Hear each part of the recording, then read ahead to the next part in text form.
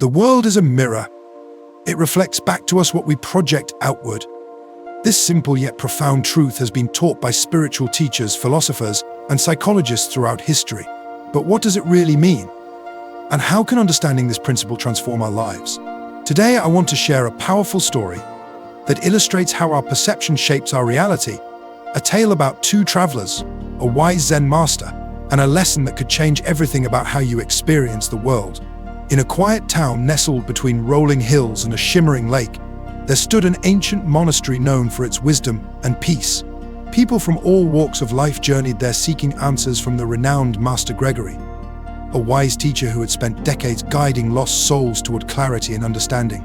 Master Gregory wasn't your typical spiritual teacher.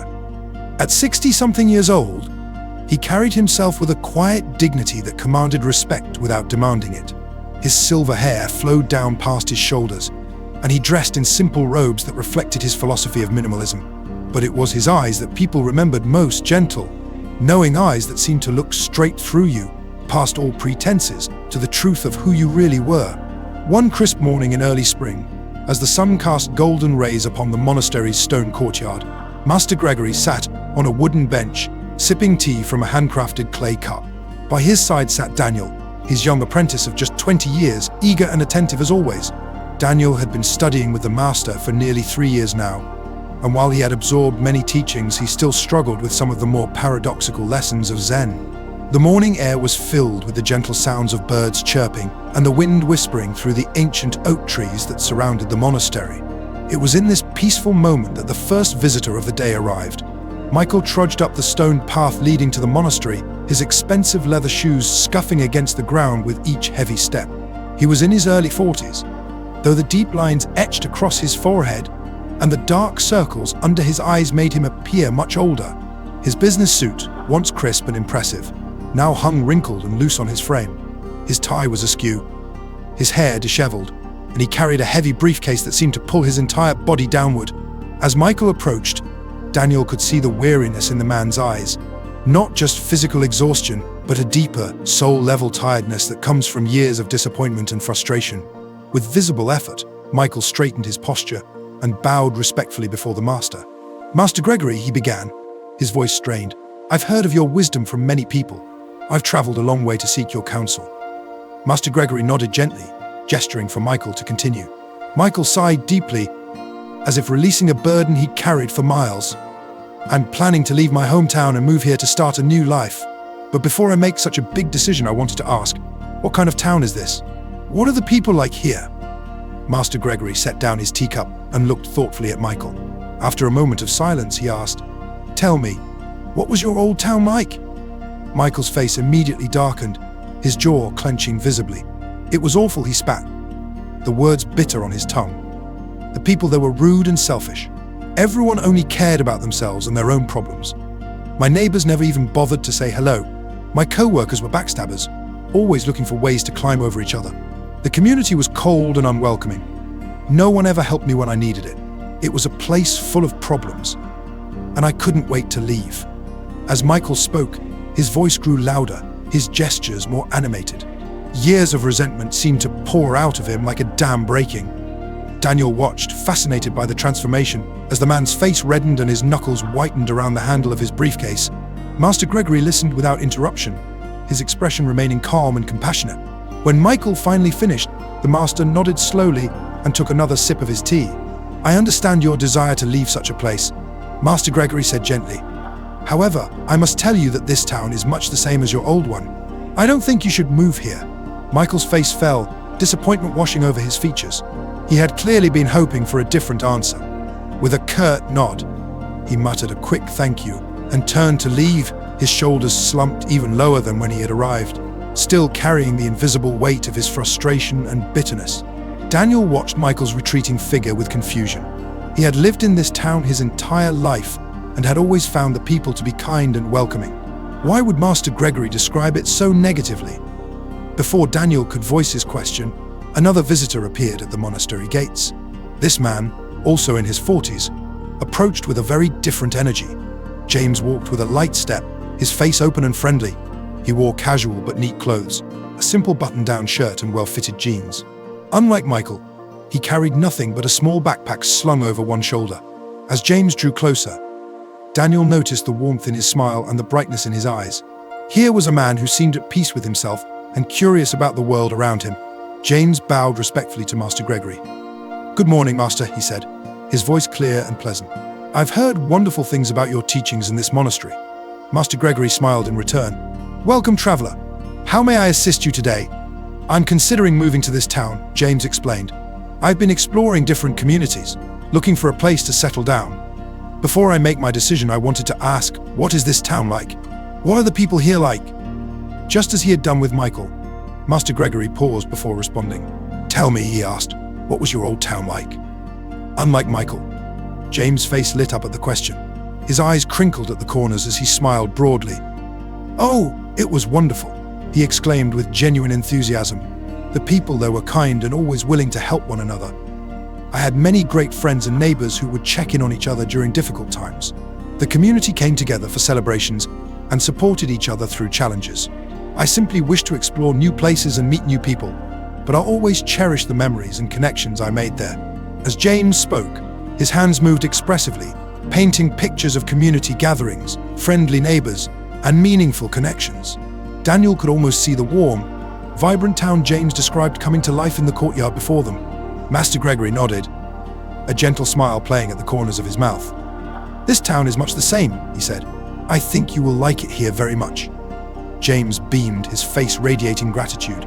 He thanked the master profusely, bowed once more, and walked away with a spring in his step, clearly excited about the new chapter in his life that was about to begin.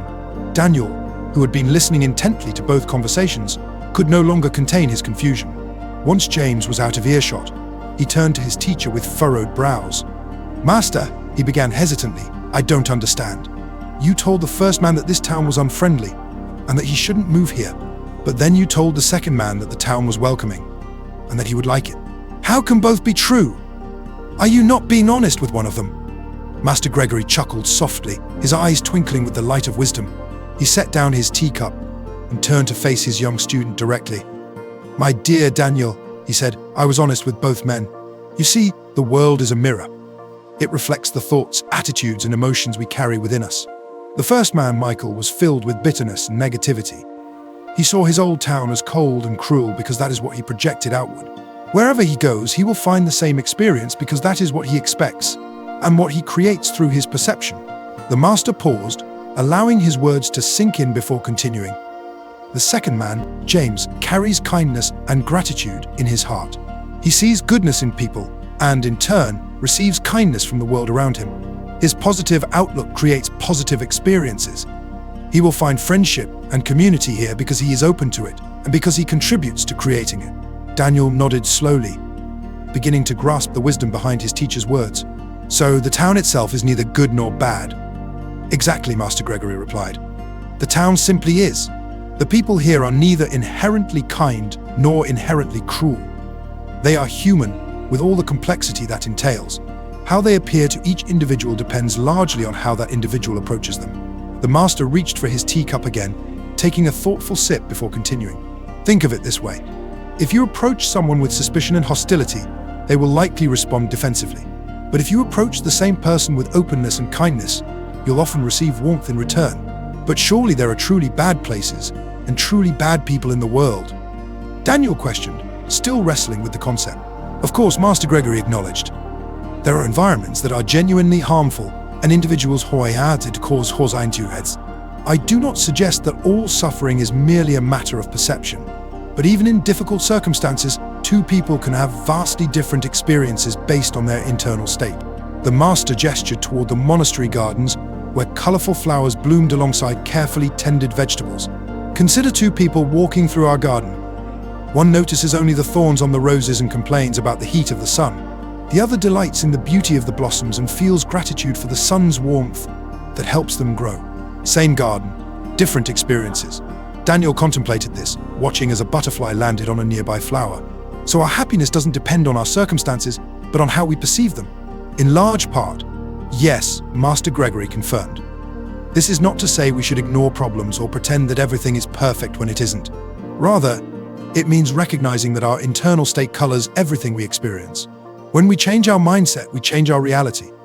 The master stood up slowly, stretching his legs after sitting for so long. "Come, let's walk a bit," he suggested. And Daniel followed him along the stone path that wound through the monastery grounds. As they walked, Master Gregory continued his lesson. "Consider this, Michael and James will likely have very different experiences in this town, just as they did in their previous homes. Michael will notice every slight, every inconvenience, every instance of rudeness, and he'll overlook acts of kindness as mere exceptions to the rule. James will appreciate the community's strengths, forgive its weaknesses, and connect with others who share his positive outlook. So Michael creates his own unhappiness?" Daniel asked. "Not intentionally," the master clarified. "He doesn't wake up each morning and decide to be miserable.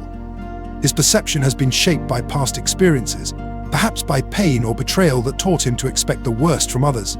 His negative outlook is a form of self-protection. If he expects nothing good, he can't be disappointed." They paused by a small pond where koi fish swam lazily beneath lily pads.